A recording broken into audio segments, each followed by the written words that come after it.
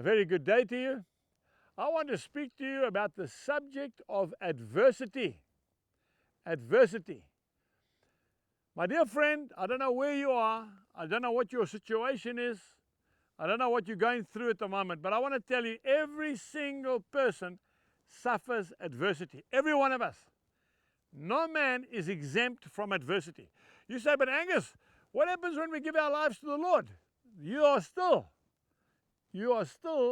going to face adversity. Why? Because the Son of God faced adversity. Because all the disciples and the saints faced adversity. Because we do not live in a pure and a proper world. We live in a world that is full of drama and stress and pain and anger. When we get to heaven, there'll be no more adversity. Let me just read two scriptures for you. If we go to the Gospel of Mark, Mark chapter 5 and two verses, verse 22 and verse 23. And behold, one of the rulers of the synagogue came, Jairus by name. And when he saw Jesus, he fell at his feet. And he begged him earnestly, saying, my little daughter lies at the point of death. Come and lay your hands on her, that she may be healed, and she will live. And of course, we know the rest of the story. Jesus did come in his own time. They told Jesus, you've come too late, she's already dead. Jesus said, she's not dead, she's just sleeping. But that was tremendous adversity for Jairus. His little girl mysteriously got sick and she died.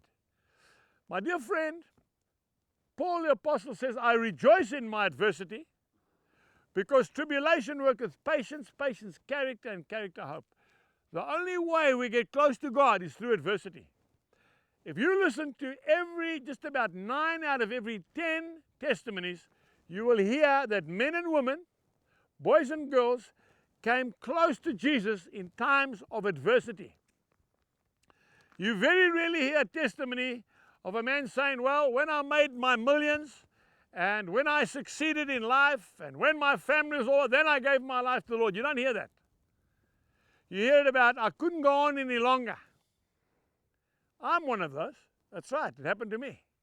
I couldn't sleep at night. I was working 18 hours a day. I didn't know how to put bread on the table. I couldn't keep it up, and then I gave my life to Jesus. And then things got worse, not better. That's when I lost my little nephew after that. He fell off the tractor that I was driving, and I ran over him, and he died. That's adversity. That's when you run to Jesus. And you know something? He is there. He is not a figment of your imagination. I'm talking from pure experience. It's times when there's so much drought that the cattle have got nothing to eat. We have in a wonderful year this year. Look how fat these cattle are. But there's been years when they've been skin and bone. And we've had to come to the cross and say, Lord, if you don't send the rain, we're going to perish. And what happens? The Lord always sends the rain. Now, I doubt whether Jairus, because the Bible says that Jairus was a ruler of the synagogue. I don't believe Jairus would have come to Jesus if his little daughter was on the point of death. He heard about this carpenter's son who could perform miracles and heal the sick and raise the dead. And he came to Jesus and said, please come. He wasn't worried about what people thought of him, the fact that he was a Pharisee. He could care less. I want to tell you, when you're going through adversity, you couldn't care what people think. You just need help. And so that's why in Romans 5, 3 and 4, you can read where Paul says, I rejoice in my tribulation, because it's tribulation that brings us close to God. I'm not willing any adversity upon you, my dear friend.